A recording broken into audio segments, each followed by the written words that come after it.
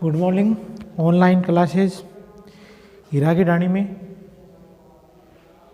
आपका स्वागत है। आज हम कक्षा 9 में अध्याय 11 में कार्य पढ़ेंगे।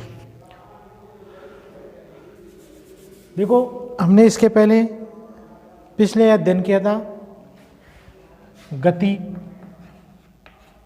गति किस कारण होती है? गति का कारण, गति और गति के कारण और गुरुत्वाकर्षण,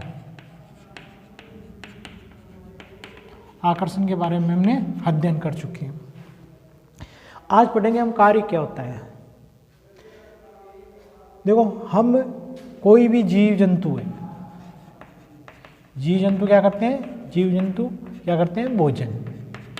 और भोजन क्यों करते हैं? क्योंकि भोजन से उनको क्या प्राप्त होती है? ऊर्जा। भोजन से उनको क्या प्राप्त होती है? ऊर्जा प्राप्त होती है। इस ऊर्जा का उपयोग दैनिक क्रियाकलाप,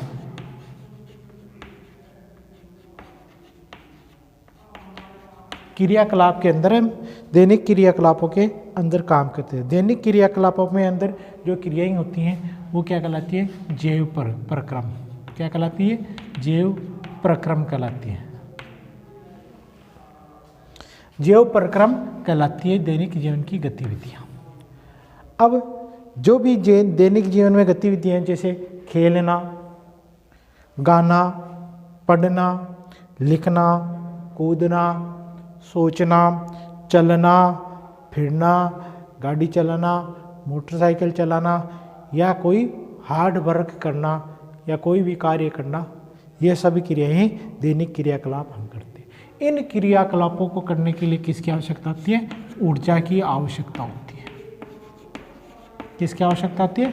ऊर्जा की आवश्यकता होती है। व्यक्ति इन कार्य को करने के लिए उसको ऊर्जा चाहिए। ऐसा ही हमें यदि जीवों की बात की, जंतुओं की बात करते हैं, जंतुओं के अंदर कोई भी जंतु देख लो, ये सभी जंतु वन्य जंतु हो सकते हैं और पालतू जानवर भी हो सकते हैं। इनमें ये क्या करते हैं? लड़ना पड़ता है, इनको अपने जीवन की रक्षा के लिए लड़ना पड़ता है, दौड़ते हैं, दौड़ना पड़ता है और अपने बचाव के लिए ये सब कार्य करते हैं। शत्रु से बचने के लिए, शत्रु से बचने के लिए ये भागते हैं या खेलते हैं, कूदते हैं या इधर उधर घूमते हैं, क्रियाकलाप होते हैं। इनको भी भोजन लेना पड़ता है और भोजन इनकी दैनिक क्रियाओं को पूर्ति करता है। तो भोजन से क्या मिलती है? ऊर्जा, और ऊर्जा से वो दैनिक क्रियाओं को करते हैं। अब ये तो हमने सजीवों की बात की। अब बात करते हैं निर्जीवों में। जैसे निर्जीवों में मशीन है, हमने मशीन को कभी भोजन करते हैं वो ये देखा है?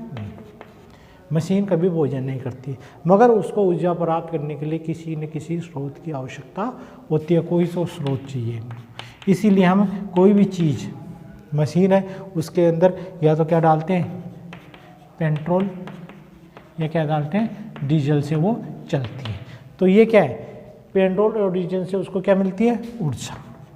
और ऊर्जा मिलती है, वो ऊर्जा उस मशीन को चलाती है और कार्य को संपन्न करती है। अब देखो, हम बात करते हैं कार्य की। तो ऊर्जा से क्या होती है? ऊर्जा हमारे दैनिक जीवन को, कार्य को करने के लिए ऊर्जा की आवश्यकता होती है और ऊर्जा हमें भोजन से प्राप्त होती है। मेन चीज़ें इसमें ये है। अब हम बात करते हैं कार्य। कार्य किसे कहते हैं? देखो, हम दैनिक जीवन में, दैनिक जीवन व विज्ञान में कार्य को अलग अलग रूप से परिभाषित करते हैं। तो दैनिक जीवन में कार्य और विज्ञान में कार्य एक दूसरे से किस प्रकार भिन्न है, जैसे हम उनको उदाहरणों के द्वारा सुनते हैं। जैसे कभी कभी कहता है कठोर काम करने के बाद भी कार्य नहीं है। क्या होते हैं? कठोर काम करने के बाद भी कुछ अधिक कार्य नहीं मानते, कुछ अधिकारी नहीं मानते उसको। क्यों नहीं मानते? जो उदाहरण लेते हैं हम, जैसे आप परीक्षा चल रही है, परीक्षा आने वाली है, 1-2 महीने में परीक्षा होने वाली है, तो आप क्या करते हो? व्यक्ति पढ़ाई करता है, खूब पढ़ाई करता है, रात को जग करके देर रात तक वो पढ़ाई करता है। पढ़ाई के लिए शिक्षक से संपर्क करता है, उनको समस्याओं को पूछता है, बच्चों से, अपने साथियों से समस्याओं को पूछता है और किसी टॉपिक पर चर्चा करता है, उसकी कमी को पूरा करने के लिए फिर वो तैयारी करता है। तो इस प्रकार बहुत अधिक मेहनत करता है और मित्रों से भी वो समस्या का समाधान करता है। कोई चीज़ नहीं समझते तो गुरुजियों या मित्रों से या अपने सहपाठी से पढ़ करके फिर उसको समस्या को समझने की वो कोशिश करता है। यानी परीक्षा के दिनों में व्यक्ति काफ़ी अधिक मेहनत करता है। मगर इतनी मेहनत करने के बाद भी कठोर मेहनत करते हैं तो हम कहते हैं उसको क्या पता है कि बालक बहुत अधिक कठोर काम कर रहा है, बहुत अधिक मेहनत कर रहा है। किसके लिए? अच्छे नंबर प्राप्त करने के लिए। मगर विज्ञान उसको अधिक कार्य नहीं मानती है, अधिक कार्य नहीं मानते कि वो साधारण, क्योंकि उसमें अधिक ऊर्जा की उसको आवश्यकता नहीं है। तो उसको कठोर कार्य कर रहा, परीक्षा की तैयारी कर रहा है, फिर भी उसको वो अधिक कार्य नहीं मान रहा है। दूसरा उदाहरण हम लेते हैं, एक चट्टान है, एक भारी भरकम चट्टान है, उसको खिसकाना है, या लकड़ी ले सकते हैं, भारी हो सकती है, तो उसको कोई व्यक्ति उसको खिसका रहा है। अब उस व्यक्ति उसको शाम तक उसके ताकत लगाता है, बहुत मेहनत करता है, इधर उधर खिसकाने की कोशिश करता है, मगर वो अपने स्थान पर बनी हुई रहती है। वो क्या होती है? अपने स्थान पर ही रहती है, हिलती नहीं है, अपने स्थान पर ही रहती है, वो यहाँ स्थान से हिलती नहीं है। तो विज्ञान उसको, व्यक्ति तो मेहनत कर रहा है, ऊर्जा भी खर्च हो रही है, मगर व्यक्ति विज्ञान की भाषा में वो कोई कार्य नहीं कर रहा है। कार्य क्या है उसका? शून्य।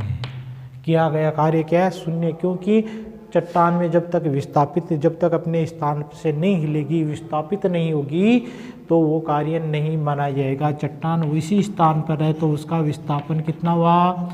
उसका विस्थापन हो गया शून्य, और किया गया कार्य भी क्या हो जाएगा? शून्य हो गया। कोई कार्य उसके द्वारा नहीं किया गया है। अब देखो दूसरा उदाहरण लेते हैं।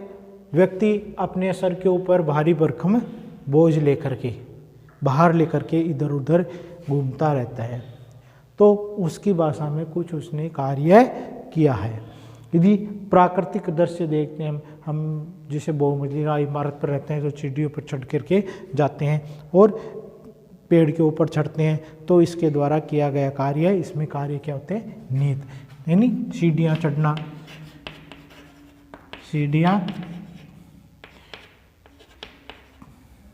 सीढ़ियाँ चढ़ना या किसी पेड़ पर चढ़ना, पेड़ पर सीढ़ियों पर चढ़ना, पेड़ पर चढ़ना, ये सभी क्या है?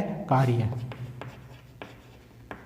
उसके द्वारा क्या है? इनको सभी को कार्य, कठोर कार्य है, इनको क्या माना गया? कठोर कार्य। तो विज्ञान के अंदर, दैनिक जीवन और विज्ञान के अंदर कार्यों की अलग अलग परिभाषाएं है। विज्ञान में हम कोई भी काम करता है तो कठोर कार्य नहीं हो तो भी हम उसको कठोर कार्य मान लेते हैं। विज्ञान ऐसे कार्यों को कठोर कार्य, कई कार्यों को कठोर कार्य नहीं मानता है। इसी प्रकार वैज्ञानिक संकल्पना क्या है? कार्य की वैज्ञानिक संकल्पना, ये दैनिक जीवन में वैज्ञानिक संकल्पना क्या होती है? कार्य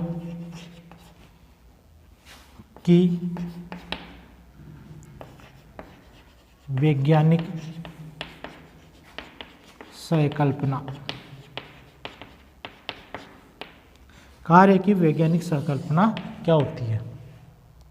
देखो वैज्ञानिक दृष्टिकोण से कार्य की परिभाषा कुछ अलग होती है। कुछ उदाहरण लेते हैं। जैसे किसी हमें एक गुटके या किसी, मान लो ये पत्थर है, इस पत्थर को हमने धकेला और ये पत्थर यहाँ था, कुछ ए स्थिति पर था, कुछ समय बाद में ये स्थिति क्या आ गई? बी स्थिति पर पत्थर आ गया। किस करके हमने बल लगाया तो पत्थर यहाँ से यहाँ आ गया। पत्थर का क्या हुआ? विस्थापन। क्या हो गया? विस्थापन। तो कार्य किया गया कार्य, इसमें किया गया कार्य, कार्य की स्थिति होगी। स्थिति क्या होगी? कार्य किया, क्या होगा? कार्य, कार्य किया, कार्य किया गया माना जाएगा। एक, क्योंकि इसमें क्या है? विस्थापन हुआ। यहाँ विस्थापन होगा, किया गया कार्य क्या होगा, शून्य। ताकत लगा रहा है, दैनिक जीवन में कार्य कर रहा है, मगर विज्ञान की बड़ी भाषा में किया गया कार्य क्या है, इसका शून्य है। और यहाँ किया गया कार्य किया गया है। इसी प्रकार कोई बालक है, कोई गाड़ी चलाता है या ट्रॉली चलाता है, उसको खींचता है तो उसके द्वारा भी विस्थापित हो रहा है, तो विस्थापन हो रहा है। बल लगाया जा रहा है, दोनों चीज़ें होना जरूरी होती है। बल लगाया जा रहा है, विस्थापन हो रहा है, तो वो क्या हो जाएगा, इसके द्वारा कार्य किया जा रहा है। जैसे कोई चीज़ है, हम इसको उठा करके वहाँ ले जाते हैं या ऊंचे ऊंचे उठाते हैं, तो हमारे द्वारा ही किया गया कार्य है। तो कार्य करने के दो स्थितियाँ होनी आवश्यक है। कार्य के लिए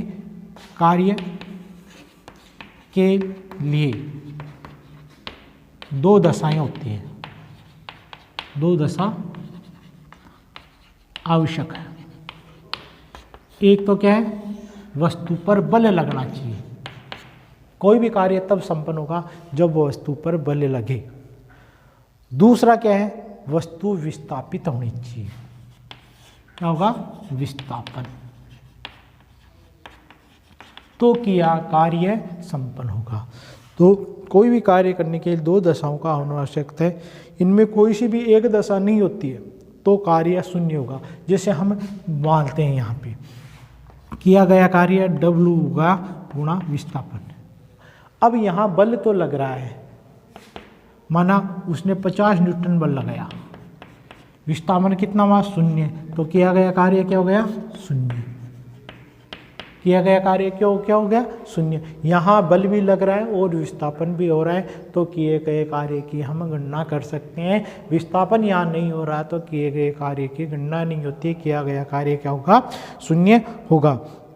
इसी प्रकार कोई बैलगाड़ी द्वारा खींचते हैं, कोई सामान खींचा जाता है बैलगाड़ी के द्वारा, तो किया गया कार्य की हम उसमें गणना कर सकते हैं। तो कार्य करने के लिए दो दशाओं का होना चाहिए। एक तो वस्तु पर बल लगना चाहिए, दूसरा वस्तु का क्या होना चाहिए, विस्थापन होना चाहिए। ये दोनों चीज़ें होती है तब ही कार्य संपादित माना जाता है किस चीज़ में, विज्ञान में, वरना कोई कार्य किया नहीं माना जाता है।